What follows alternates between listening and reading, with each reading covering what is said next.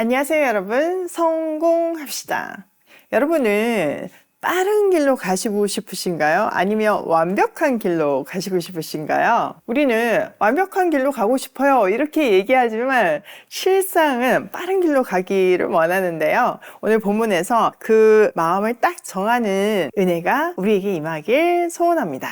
자, 우리는 지금 이제 가데스 바네아에서 마지막으로 생긴 일, 광야 40년의 마무리 부분에 있어요. 어제 13절까지 봤잖아요. 거기가 이제 광야 40년의 끝이에요. 오늘은 14절부터는 이동이죠. 자, 가데스 바네아에서 가나안으로 가는 길은 한 3가지 정도가 있는데요. 모세는 왕의 대로를 택해요. 지도를 보시면 왕의 대로는 본래 고대 이집트와 메소포타미아 또 페르시아와 같은 대제국들이 연결되는 국제적인 상업 도로였어요. 이 길을 통해서 주로 향로나 비단, 기금속, 농산물 등이 운반되었죠. 그러다 보니까 상업적인 번영을 누리던 도시들이 이 길을 따라서 발달할 수밖에 없었어요. 그래서 왕의 대로를 통과하는 지역은 상업적인 번영, 군사적인 이익을 모두 볼 수 있었죠. 자, 그 길을 지금 통과하려고 하는데 어떤 일이 벌어지는지 한번 살펴볼게요. 14절, 모세는 가데스에서 에돔 왕에게 사신들을 보냈다. 임금님의 형제 이스라엘은 다음과 같이 요청하는 바입니다. 임금님께서는 우리가 겪은 온갖 고난에 대하여 알고 계실 줄 압니다. 일찍이 우리 조상이 이집트로 내려갔고 우리는 오랫동안 이집트에서 살았습니다. 그런데 이집트 사람이 우리와 우리 조상들을 학대하였습니다. 그래서 우리가 주님께 부르짖었더니 주님께서는 우리의 부르짖음을 들으시고 천사를 보내셔서 우리를 이집트에서 이끌어내셨습니다. 이제 우리는 임금님의 영토 경계에 있는 성읍 가데스에 와 있습니다. 바라옵기는 우리가 임금님의 땅을 지나가도록 허락하여 주십시오. 밭이나 포도원에 는 들어가지 않겠습니다. 샘물도 마시지 않겠습니다. 우리는 다만 왕의 길만 따라가겠습니다. 임금님의 영토 경계를 다 지나갈 때까지 오른쪽으로나 왼쪽으로 벗어나지 않겠습니다. 자, 왕의 대로를 통해서 가나안을 가려면 반드시 통과해야 하는 나라가 에돔이에요. 자, 에돔 보이시죠? 지도를 보니까 금방 이해되죠. 자, 에돔은요, 에서로 시작되는 나라였어요. 그러다 보니까 이스라엘의 형제 국가죠. 야곱의 형이 에서잖아요. 모세는 이렇게 에돔 왕에게 형제국임을 강조하면서 정중하게 사자를 보내요. 지금 에돔의 경계에 있는 바란에 있는데 에돔을 통과해서 가게 해달라고 요청하는 거죠. 그리고 지금까지의 어떤 경위, 또 하나님이 함께 하시니까 꼭 열어달라는 어떤 간곡한 부탁이 들어있죠. 게다가 이제 그 길을 지나가게 되면 에돔 쪽에서는 뭐가 걸리겠어요? 네, 자기네도 손해 날까봐 걸리잖아요. 그러니까 그것도 언급해요. 밭에 소산이나 포도나 심지어는 물도 마시지 않겠대요. 또 왕의 대로만 따라가지 오른쪽이나 왼쪽으로 치우치지 않겠다고 말하죠. 이거는 너희랑 싸우러 가는 게 아니라 우리는 진짜 지나갈 뿐이다. 허락해 주십시오. 이렇게 아주 정중하게 부탁하는 거예요. 자, 18절. 그러나 에돔 왕은 모세에게 다음과 같이 회답하였다. 당신은 절대로 나의 땅을 지나가지 못할 것이요. 지나가려고 꾀한다면 우리는 칼을 들고 당신을 맞아 싸우러 나갈 것이요. 자, 에돔 왕은 아주 단호하게 거절해요. 만약 자기 영토를 지나가고자 한다면 군사력을 동원해서 맞서 싸울 거래요. 자, 모세는 어떻게 반응할까요? 19절. 이스라엘 자손은 다시 그에게 부탁하였다. 우리는 큰 길로만 지나가겠습니다. 그리고 우리나 우리의 가축대가 임금님의 물을 마시면 우리가 그 값을 치를 것입니다. 우리는 다만 걸어서 지나가기만을 바랍니다. 그 밖에는 아무것도 바라지 않습니다. 다시 아주 정중하게 에돔 왕에게 부탁해요. 다시 한번 우리는 큰 길로만 지나갈 것이고 만약에 물을 마시게 된다면 그 값을 지불한대요. 그러니까 이스라엘이 지나가는 것이 피해가 아니라 금전적으로 이익도 주겠다 이렇게 얘기하면서 설득하는 거죠. 자, 20절. 다시 그가 답변을 보내왔다. 당신은 지나가지 못하오. 그런 다음에 에돔 왕은 많은 군대를 무장시켜서 그들을 맞아 싸우러 나왔다. 에돔 왕이 이스라엘을 그 영토 경계로 지나가지 못하게 하였기 때문에 이스라엘은 그들에게서 돌아서야만 하였다. 자, 에돔왕은요, 다시 한번 지나가지 못한다고 분명하게 얘기하면서 이번엔 아주 많은 군대까지 무장시켜 맞서 싸우러 왔어요. 절대 안 된다는 것을 아주 강력하게 보여주는 거죠. 할 수 없이 이스라엘은요, 돌아서서 다른 길을 선택해요.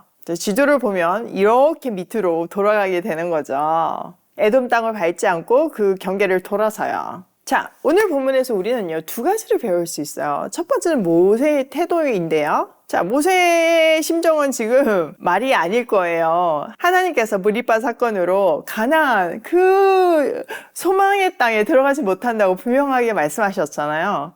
사실 모세가 얼마나 충격을 받았을까요? 그러니까 평생을 거기에 바친 건데 그 사명을 감당하기 위해서 자기가 그 목숨의 위협을 백성들한테 수도 없이 당하면서 정말 그렇게 용기를 내서 왔는데 그 마지막 순간에 못 간다고 하니 그 하나님 너무하셨다고 생각하지 않겠어요? 보통 사람 같으면 아마 이쯤 되면 그냥 나가 떨어졌을 거예요. 아, 같이 못 하겠습니다. 그럼 하나님 알아서 하세요. 이랬을 거예요. 그런데 모세는요, 위대한 사람이잖아요. 가나안에 들어가지 못한다는 것을 알면서도 끝까지 최선을 다해요. 사명 감당하는 삶이 어떤 것인지를 우리에게 가르쳐주고 있죠. 결과에 상관없이 주어진 그 길, 맡겨주신 그 사명을 끝까지 최선을 다하는 모습이에요. 나랑 아무런 상관이 없는 일이잖아요. 나한테 도움이 되는 일이 아니잖아요. 그렇지만 모세는 끝까지 다해요. 이게 우리가 가져야 할 인생의 태도이죠. 지금 당장 내 이익하고 상관이 없고 오히려 해가 될 수 있잖아요. 오히려 손해볼 수 있잖아요. 그럼에도 불구하고 하나님이 주신 사명이 있기 때문에 우리는 그 길을 가야 하는 거예요. 그냥 그 길을 가는 것 자체가 의미가 있는 거예요. 비즈니스 하는 저에게는 이 말씀이 저에게 얼마나 큰 힘이 되는지 모르겠어요. 그러니까 복음적인 원리로 회사를 경영하다 보면 손해보는 일이 많거든요. 빠른 길을 알면서도 확장되는 길을 알면서도 사실 멈춰야 하는 순간들이 있어요. 지금 제가 딱 그 순간에 있거든요. 하나님이 딱 말씀을 통해서 빨리 가는 게 중요한 게 아니라 내가 지시한 그 길로 완전한 길로 가는 것이 중요하다. 이렇게 딱 말씀해 주셔서 얼마나 감사한지. 또 하나님이 친밀하게 얘기해 주시니까 저는 다시 갈 수 있는 힘이 생기는 것 같아요. 저도 모세처럼 저의 죽는 그날까지 사명 감당하는 인생 살고 싶어요. 자, 두 번째 또 모세에게서 배울 수 있는 것은 결정하는 방식이에요. 사실 모세가 정중하게 외교적인 예를 다 갖추어서 에돔 왕에게 요청하지만 거절당했잖아요. 근데 거기서 딱 멈춰서지 않고 다시 한번 더 정중하게 요청을 해요. 모세가 이런 태도를 취할 수 있었던 거는 지금 싸워야 할 대상이 에돔이 아니라 가나안 족속들임을 분명히 알았기 때문이에요.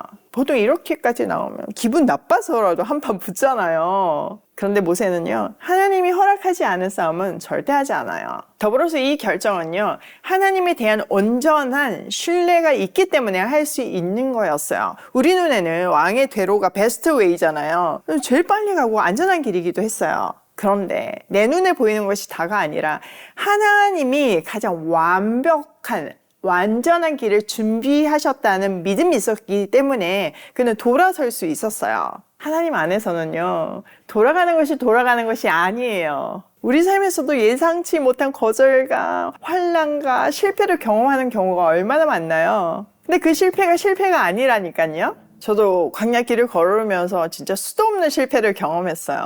하나님이 기적적으로 길을 여셨는데 그 끝은 항상 망함이었거든요.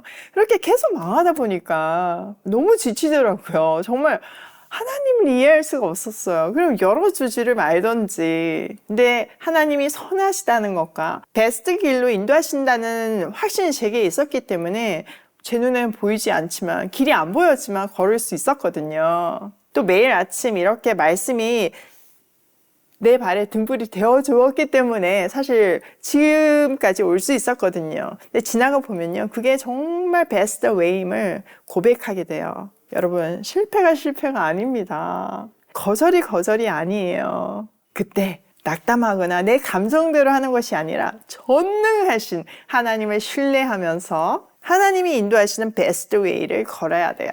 자, 오늘 내용을 우리 삶에 한번 적용을 해보면 첫 번째, 사명 감당하는 것이 우리 인생의 목표다. 성공하는 게 우리 인생의 목표가 아니고요. 사명 감당하는 것이 우리 인생의 목표예요.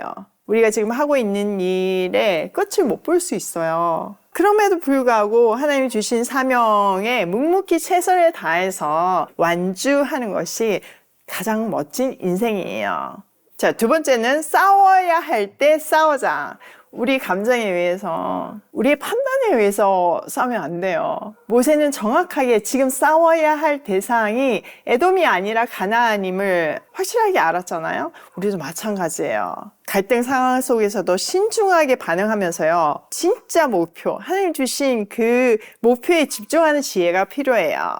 자, 세 번째, 하나님이 인도하시는 길이 베스트 웨이다. 우리 눈에 아무리 빠른 길처럼 보인다 해도 그 길이 베스트 웨이는 아니에요. 정말 바보 같은 선택 같고 돌아가는 길 같지만 그 길이 하나님이 준비하신 길이라면 그 길이 베스트 웨이고 완전한 길이에요.